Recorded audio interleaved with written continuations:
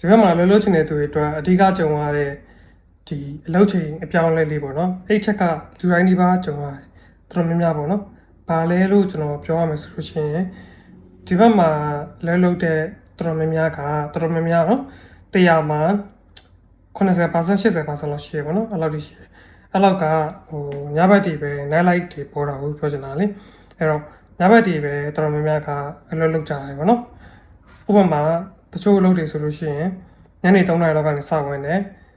ပြီးတော့12 နာရီလောက်ထိပြီးသွားတယ်ချို့အလုပ်တွေဆိုလို့ရှိရင်ညနေ4 5 နာရီမှာစဝင်တယ်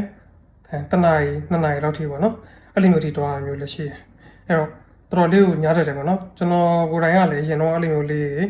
လုပ်ခဲ့ဘူးရပေါ့နော်ပြောချင်တာအဲ့တော့ညဘက်တွေဆိုလို့ရှိရင်တခါကျရင်အဲ့လိုမျိုးပြန်လာတယ်ဆိုလို့ရှိရင်ကျွန်တော်ဘာဖြစ်လဲဆိုကျွန်တော်ကကြောင်သွားပြီးတော့ဘယ်လောက်မှအိပ်ပျော်လဲဆိုလို့ရှိရင်4 နာရီခွဲ4 နာရီအလုံးစုံ9 နာရီလောက်ပေါ့နော်အဲ့လောက်မှကျွန်တော်အိပ်ပျော်ချိန်နဲ့ပြောင်းမြင့်နေဖြစ်တယ်ပေါ့နော်ပြောင်းမြင့်နေဖြစ်အခုမှကျွန်တော်ကပုံမှန်တိုင်းပြန်ဖြစ်သွားတာပေါ့နော်အခုကဆိုလို့ရှိရင်ကျွန်တော်ဘယ်ချိန်နဲ့အိပ်လဲဆိုလို့ရှိရင်12 နာရီလောက်အိပ်တယ်ပြီးတော့မနက်ဆိုရင်9 နာရီလောက်ပြန်ထားအဲ့ချိန်ဒီပုံမှန်ပြန်ဖြစ်သွားတာပေါ့နော်ခုချိန်မှာ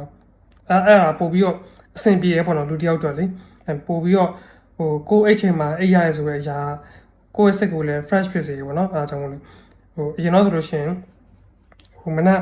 9 နာရီလောက်မှအိပ်တာတို့4 နာရီလောက်မှအိပ်တာတို့ကြာတော့ဘာဖြစ်လဲဆိုတော့ကျွန်တော်တစ်နှစ်ကြော်လောက်ကျွန်တော်လုပ်လိုက်ရပါတော့ဘာဖြစ်လဲဆိုတော့မနက်မိုးလင်းလာရင်နေ့လည်ရောက်သွားမိုးလင်းလာရင်လို့မခံစားရဘူးပြတိလားမိုးလင်းပြီးရင်မိုးလင်းလာရဖြစ်လဲဆိုတော့နေရအပေါ်ရောက်နေပြီအကြမှာ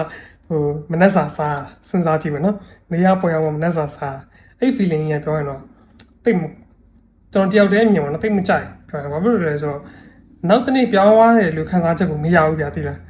ကျွန်တော်ဖြစ်ချင်တာမနက်မိုးလင်းနေရောင်လေးထွက်လာပြီးတော့မှအဲ့မြင်ရတဲ့အရာသာလေးကကျွန်တော်တို့ဘာနဲ့မှမလဲလို့မရဘူးငါနောက်တနေ့ရောက်သွားပြီဆိုပဲခံစားချက်လေးပြတိလားအဲ့ဒါလုံးဝစိတ်ထဲမှာတမျိုးလေးပဲပြတိလားကြိုက်တာပေါ့နော်အဲ့လိုမျိုးမဟုတ်ဘဲနဲ့မနက်မိုးလင်းလာတယ်နေရခေါင်းမရောက်နေဆိုလို့ရှင်တော့တိတ်ပြီးတော့အဆင်မပြေတော့ဘူးအဲ့ဒါကြောင့်မို့လို့ကျွန်တော်ကဒီဟာလေးကိုဒီကြောင်းချက်လေးကိုကျွန်တော်ပြောချင်တာပေါ့နော်တော်တော်များများဒီဘက်ကိုလာလို့မယ်ဆိုလို့ရှင်ဒီဟာလေးတိတင်တယ်လို့တော့မြင်လို့ပေါ့နော်တခြားမှာဆိုလို့ရှိရင်တော့အဲ့လောက်ကြီးတော့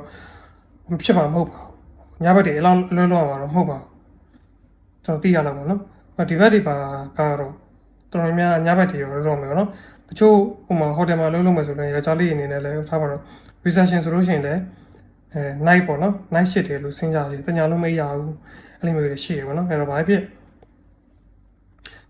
ဒီလိုအခြေအနေမျိုးကိုကြုံရနိုင်တယ်ဆိုတော့ကြိုပြီးတော့တည်ပေးထားတာပေါ့နော်ဒါလေးတွေကခံနိုင်ဖို့လည်းလူတွေဆိုတာကိုပြပေးတာပေါ့နော်ဘာမှတော့မစိုးရင်စရာမလိုဘူးတော့နေသူတော့ချိန်တိုင်ရင်တော့နေသားကြပါလိမ့်မယ်